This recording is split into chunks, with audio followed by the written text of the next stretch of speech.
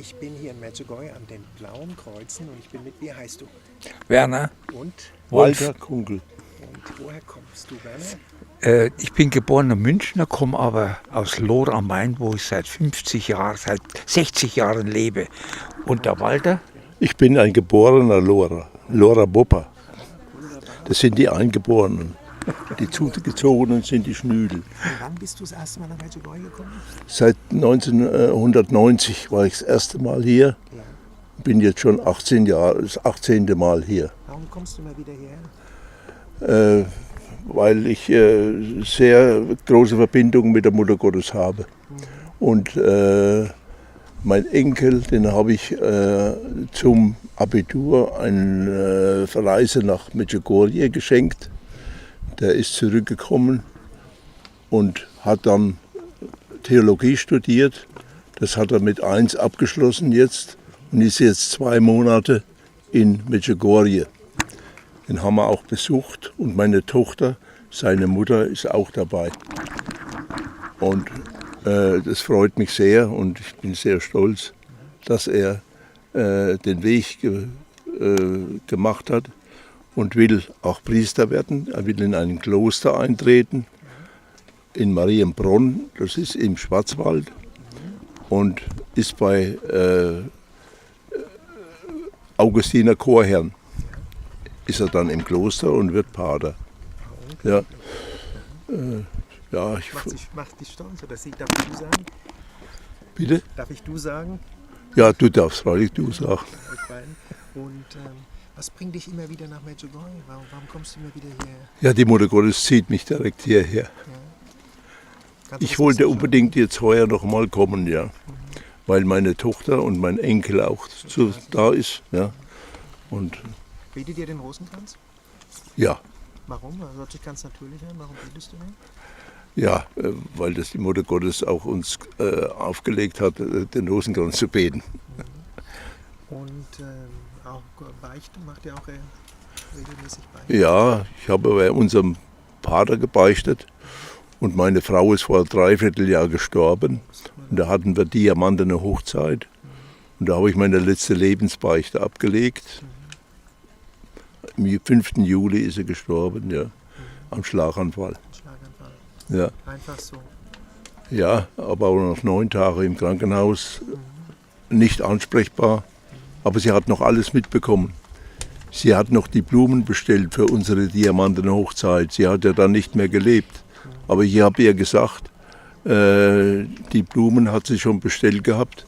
Und ich habe meine 60 Rosen auch bestellt gehabt. Die war dann vor dem Altar gestanden.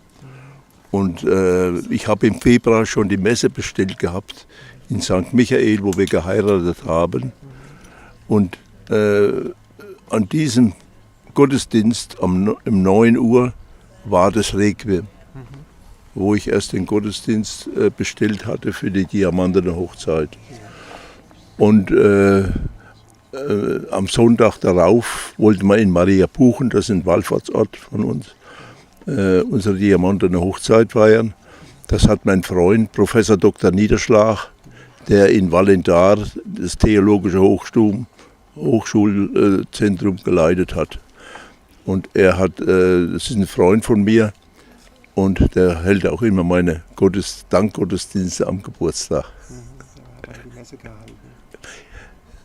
Ja. Und er war auch schon in Medjugorje und hat hier Gottesdienst gehalten und eine große Predigt, die war auch schon abgedruckt in dem Medjugorje-Heft. Ja. Ja. Und was willst du Leuten sagen? Ich meine, das ist ja ein Schicksalsschlag. Wie bist du damit umgegangen? Ich habe das leicht genommen. Der Herrgott hat es gut gemacht, weil sie wollte nie leiden oder ins Altenheim kommen. Und das ist ja alles erspart geblieben. Ja. Ich bin da leicht drüber weggekommen. Wir sind immer noch in Verbindung und habe ihren Ehering noch an. Ich habe schon gesehen, als ich hier gesessen habe. Ja. Und zwar hat sie nie den Ehering getragen. Aber habe ich nur gesagt, lass ihn doch größer machen, dass er reinpasst, weil die Finger dicker geworden sind. Da ich nein, das lasse ich nicht aufschneiden. Und wie sie im Krankenhaus lag, hat mich die Schwester angerufen und hat gesagt, wir müssen den Ehering von ihrer Frau noch abnehmen, sonst wird er schwarz. Und da habe ich noch meinen Juwelier angerufen, der ist um 11 Uhr nachts noch hingegangen und hat den aufgeschnitten. Und habe ihn gebeten, den größer zu machen auf meinen Finger. Ja. Ja. Und dabei habe ich sie immer dabei. Auch hier. Ich habe es selbst hier gesehen und habe da diese 2 Ringe gesehen. Ja. Und danach Fragen zu stellen, ist nicht einfach. Das ist bestimmt schmerzhaft. Ne? Ja, schmerzhaft. Ich weiß, dass sie aufgehoben ist. Ich habe immer Verbindung mit ihr. Ja, ganz sicher. Ja. Ist auch hier. Ja. Und immer katholisch gewesen? Immer in die Kirche gegangen? Oder? Ja, klar. Ich war 18 Jahre in der Kirchenverwaltung in Lohr in St. Michael. Was würden Sie jungen Leuten sagen? Es gibt ja viele junge Leute, die gehen nicht mehr in die Kirche. Warum? Was ist Ja. die Schönheit des katholischen Glaubens? Was würden Sie denen sagen? Das ist sehr bedauerlich, ja.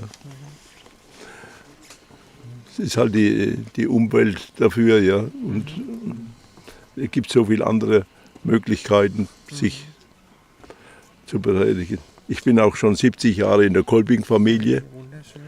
bin Gründungsmitglied vom Spielmannszug von der Kolbing-Lohr und auch vom Faschingsverein Lohrer Mopper bin ich auch Gründungsmitglied und habe auch im Herrenballett mitgemacht, 15 Jahre.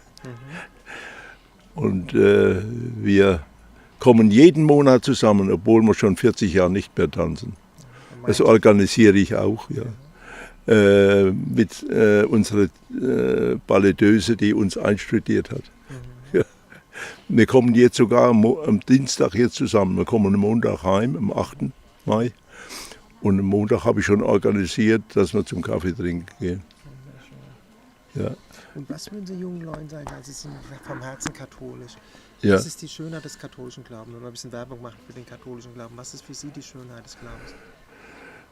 Ja, die Christus- und Marienverehrung, ja, wollte ich Ja, sagen. wie im Frankenland Maria. Oder? Eben, Die gehört zu uns. ja. Ja, bei der Die macht ja die Beerdigung Verbindung auch mit dem Herrgott, mit uns. Ja, auch bei der Beerdigung meiner Mutter, wo das Frankenlied, oder? Nicht, wie heißt es, das Lied von Maria? Gibt es ja eins. Maria oder? breit den Mantel aus. Genau. genau Maria das wurde breit da den Mantel gespielt. aus. Ja. Eine gute Fränkin, meine Mutter auch. Und für Sie der katholische Glauben? Ja, ich bin konvertiert. Und zwar bin ich in den Kriegsjahren bei Niederbayern aufgewachsen, in einer rein katholischen Gemeinde. Und wir Jungs haben also am Sonntag nach der Kirche, war Pflicht, dann diese Liturgie nachgespielt. Ja. Und das war so eine Verbindung. Für mich war eine Selbstverständlichkeit zu den Ursprüngen, zur Wurzel des Glaubens, also katholischen Glauben zurückzugehen, war vorher von den Eltern her evangelisch. Ja, ja, ich habe da und vor allen Dingen, weil die Frage gestellt war, was soll man jungen Menschen sagen oder diejenigen, die sich momentan in der Krisenzeit abwenden? Ja, Sie sollen sich besser über den katholischen Glauben informieren. genau so ist es. Ich betrachte jeden Besuch, jeden sonntaglichen Besuch der Messe als eine Weiter- und Fortbildung. Ja, und das ist, ja, das gehört mit dazu, wie bei den meisten auch der Beruf. Ja. Und das lassen ja 80% auch liegen, weil sie ja sagen, ich bin fertig. Ja. Die Weiterentwicklung ist ganz wichtig und das schenkt auch viele Erlebnisse. Ja.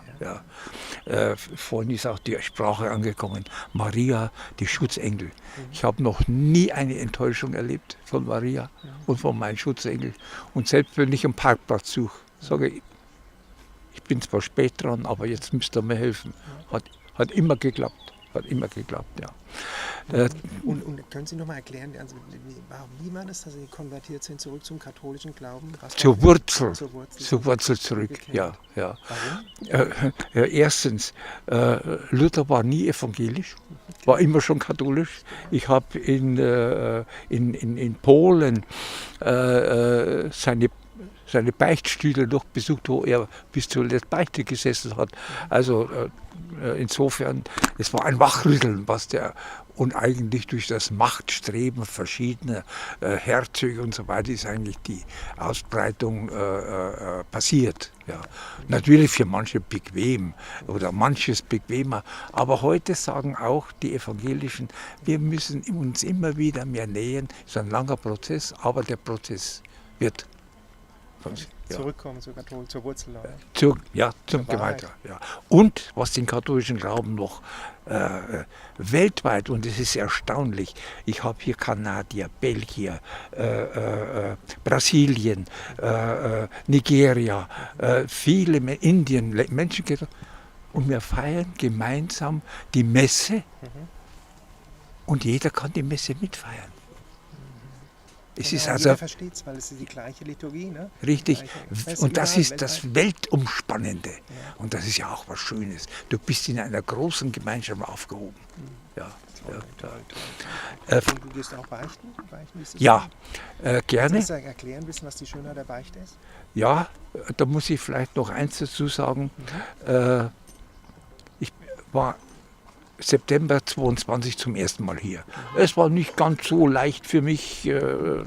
Und diesmal ist es also ganz hervorragend. Nämlich habe 2 große Beweggründe.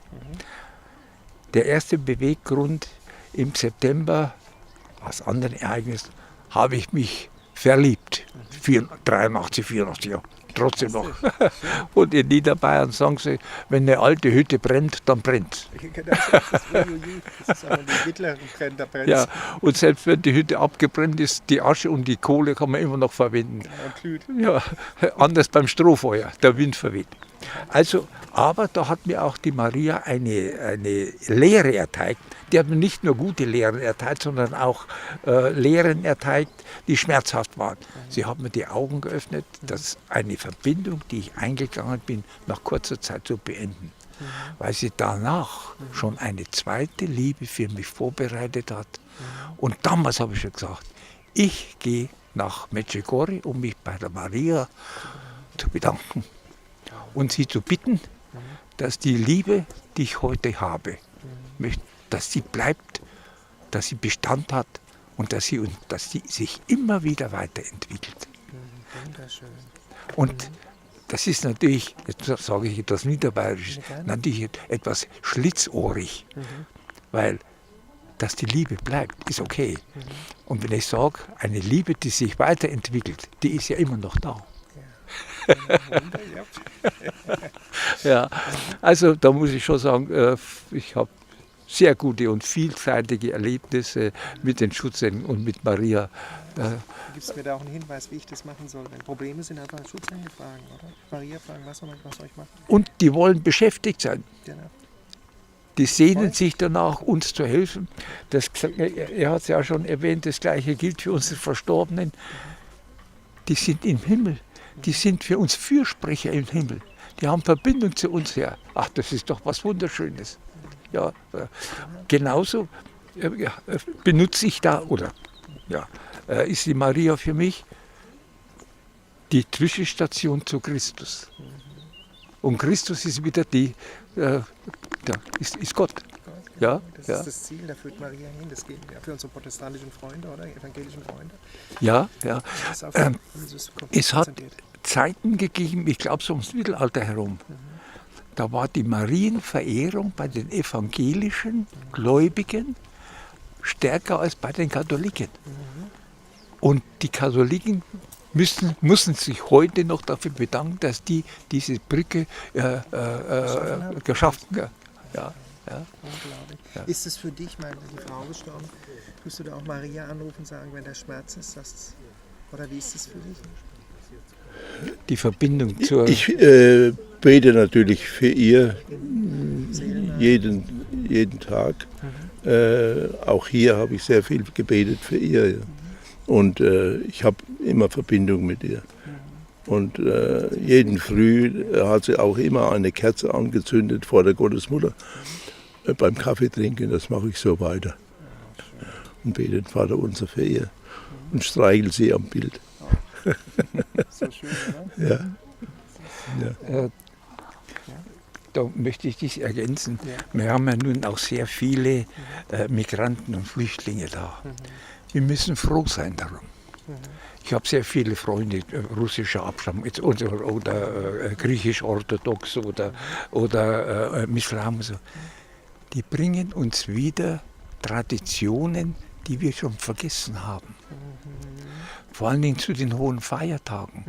Was da, und das ist für mich und für viele Leute auch eine Bereicherung unseres Lebens. Ja? Und mit jedem Gespräch, das wir mit diesen unseren Mitbürgern führen, führt es uns wieder international zusammen. Ja, schön, oder? Ja, ach, das ist doch was Wunderbares. Ja, da halte ich doch gerne Kaffeestunde dabei. Ja. Ja, wir müssen aber schauen, da Genau, sammelt sich gerade unsere Gruppe. Zum Ende jetzt hin, er will noch was sagen? Ne? Ich wollte nur noch sagen, dass ich in der Chorgemeinschaft Roten Buch, also ich bin schon 32 Jahre Vorstand gewesen in der Fidelia und Lohr und wir haben Chorgemeinschaft mit Roten Buch gehabt. Unser Dirigent ist aus Goldbach, Joe Zhang, die kennen die Aschaffenburger alle. Und Gladbach ist dabei, Gladbach, Goldbach, Roten Buch und Lohr. Wir machen viele Chorkonzerte. Leider ist unser Männerchor jetzt, weil unser Dirigent auch so alt ist wie ich, mit 88 Jahren, nicht mehr dirigiert. Und unser Chor hat jetzt umgesattelt auf einen gemischten Chor. Und wir haben den Männerchor eingestellt, also die Roten Bucher. Ja. Aber das geht weiter, der Liederkranz Roten Buch besteht weiter. Mit Phoenix, das ist ein gemischter Chor. Ja. Na, grüßen wir die. Können wir jetzt mal grüßen, oder? Ja, also, Ich grüße alle, die mich kennen, ja. von Aschaffenburg, Goldbach und Gladbach. Und ganz am Ende, beide, warum sollen Leute mal nach Medjugorje kommen? Ja, um erstmal zu erleben, diese menschliche Emotionalität, vorwiegend von jungen Leuten, die sich zur Marienverehrung und damit sie auch wieder zurückfinden. Ja. Und noch ein Beweggrund, möchte ich praktisch sagen, Maria, der Schutzengel, auch Jesus sagt, was du machen kannst, das sollst du tun. Und wo es dann fehlt, da komme ich dann schon, da bin ich schon dabei. Ja, ja. Und für dich mal Medjugorje, warum Medjugorje? Warum sollen Leute mal herkommen? Medjugorje, wie ich schon gesagt habe, ist für mich trotzdem durch die Mutter Gottes, die zieht mich direkt hier an. Wenn man einmal hier war, ruft uns die Mutter Gottes immer wieder hierher. Deswegen war ich auch schon 18 Mal da. Wow, fantastisch. Danke für das schöne Interview. Oh, vielleicht können Sie was verwenden. Ganz sicher.